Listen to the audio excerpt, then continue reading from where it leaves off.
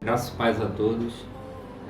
Hoje a gente vai dar continuidade ao nosso estudo do profeta Malaquias, lembrando que o nosso tema aqui é focar sobre adoração, aprender sobre adoração no livro do profeta Malaquias, né?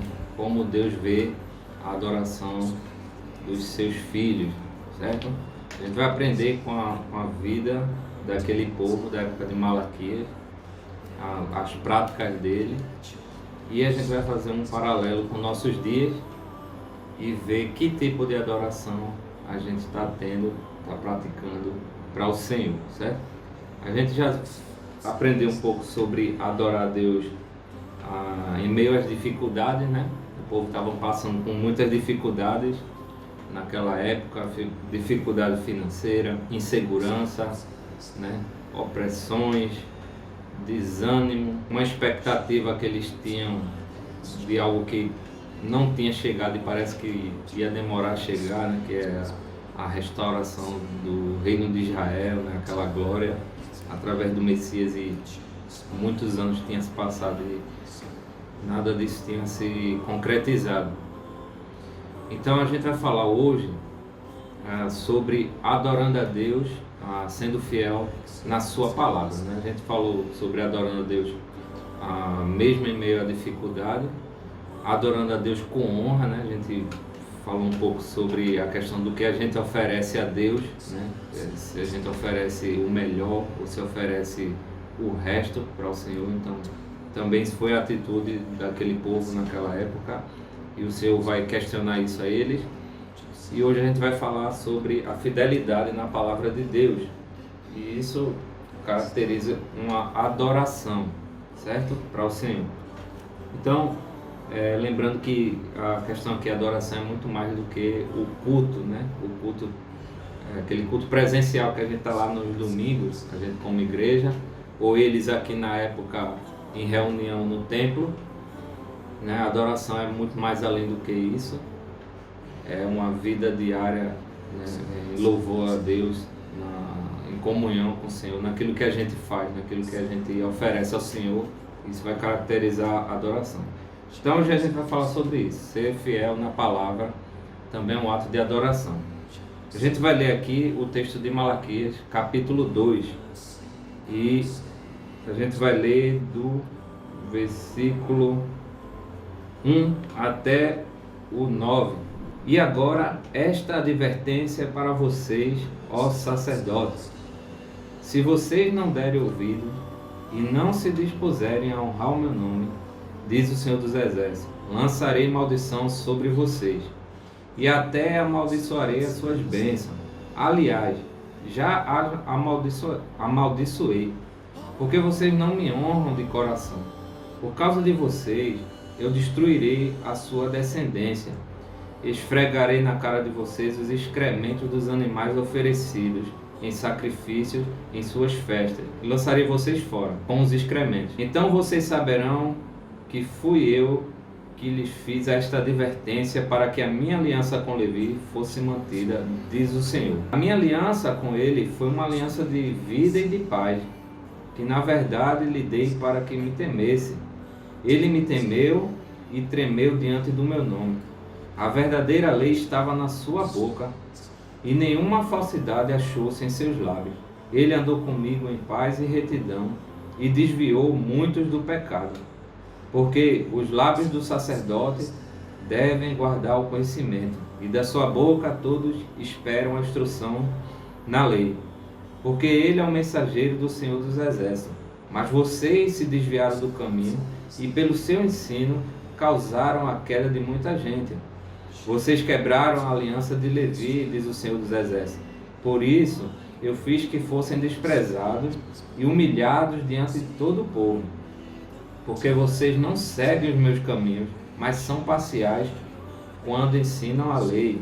Então veja que palavra dura, mais uma vez Malaquias traz ao povo. A gente lembra, né, que a gente falou no capítulo 1, que a mesma palavra aparece aqui agora, advertência, né, e tem esse sentido de peso, fardo. Imagina para Malaquias falar essas palavras para o povo, o quão difícil foi para ele, né? E ainda mais para o povo, né? Para o povo ouvir Deus falando isso aqui. Então vamos entender o que está acontecendo. Na época, naquele contexto, os sacerdotes, que era da tribo de Levi, era o povo exclusivo, escolhido por Deus, para orientar a nação lá, né, o povo de Israel, na palavra, guiar, ensinar, instruir, né? Isso também era um dos serviços do sacerdócio, além de outros serviços. E nesse texto aqui, Malaquias está dizendo que esses sacerdotes, ao invés de estar levando vida, né, fazendo o povo crescer, conhecimento, ser abençoado pela palavra, ele estava sendo amaldiçoado, o povo, né? Estava fazendo o povo tropeçar, estava fazendo o povo cair, ser destruído, né? Eles eram parciais no aplicar da palavra, da lei, certo? Eles não tinham mais o zelo com a palavra, eles não estavam mais nem aí. Eles tinham uma aliança, um pacto feito com Deus, né? A tribo de Levi, né? Lá a gente vai ver um Arão, né? Que é o patriarca dessa tribo aí, de seguir essas funções aí, né?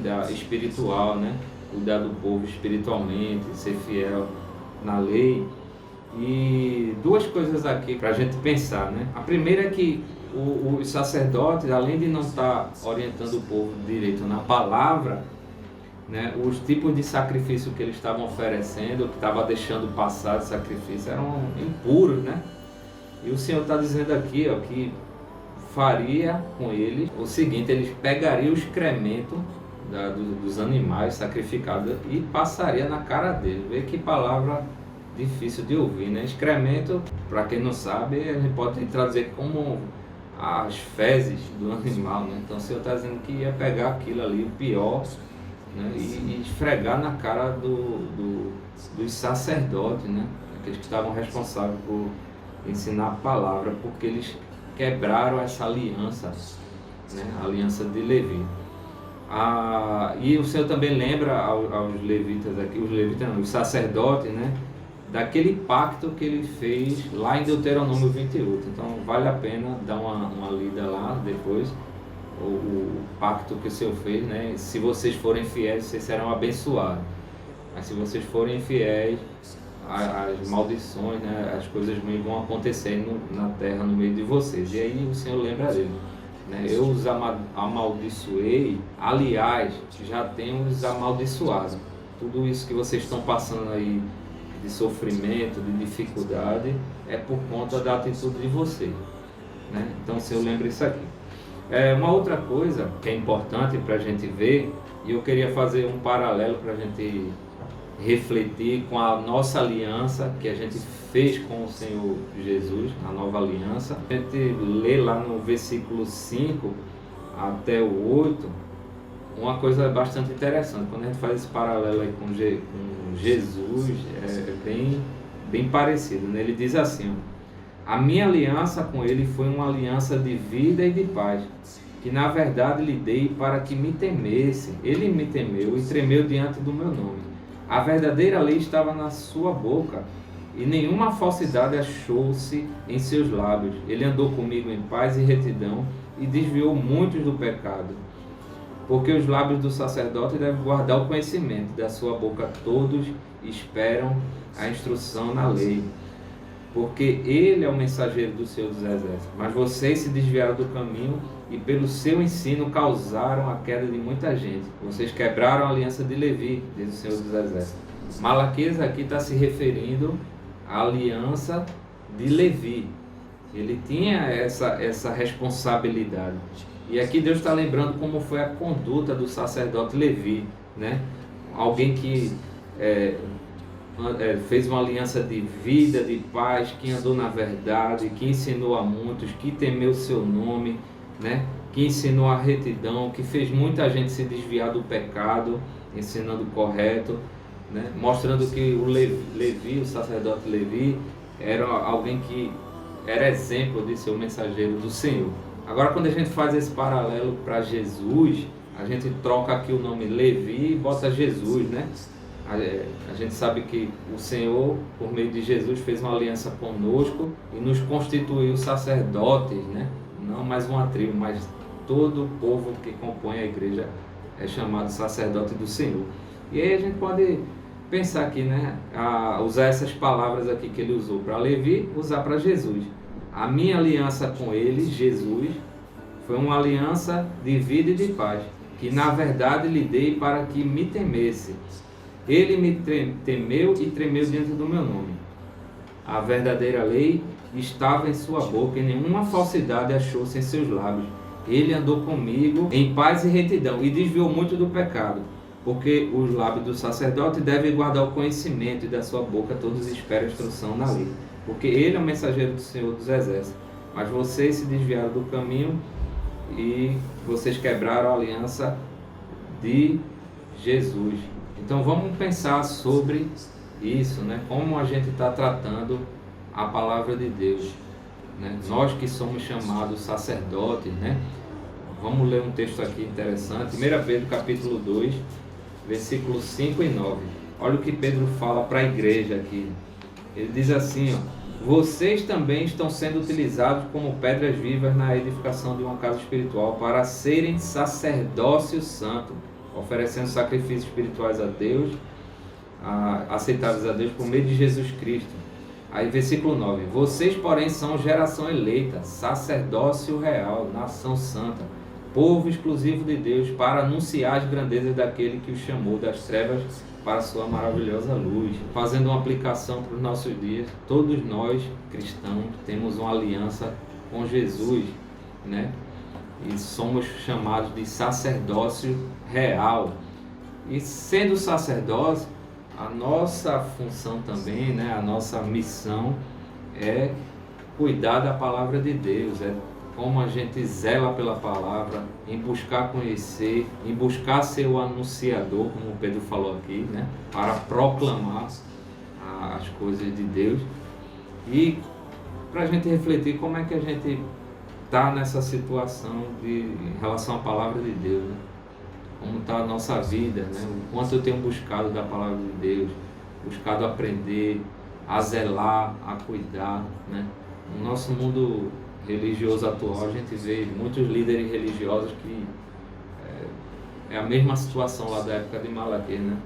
Trata a palavra de Deus como qualquer coisa. E na verdade, em vez de eles estarem salvando vidas, eles estão destruindo a vida de muita gente, né? Eu quero citar aqui duas frases aqui que me chamam muita atenção, que dois pregadores falaram, né? Os pregadores renomados, não vou citar o nome, mas dois deles aqui em uma pregação falou uma coisa bastante interessante, né? O primeiro, ele disse, ó: há muito show, muita música, muito louvor, mas pouco ensino bíblico. Nunca os evangélicos cantaram tanto e nunca foram tão analfabetos de Bíblia. Nunca houve tantos animadores de auditório e tão poucos pregadores da palavra de Deus. Quando o Espírito de Deus está agindo de fato, ele desperta o povo de Deus para a palavra. O outro, ele disse assim, ó: se Jesus tivesse pregado a mesma mensagem que os ministros pregam hoje, ele nunca teria sido crucificado. Então, vamos pensar sobre isso, né? Aquilo que a gente está fazendo em relação à palavra. Nós, como sacerdotes reais, né? Temos uma aliança com Jesus, temos sido fiéis, né? Temos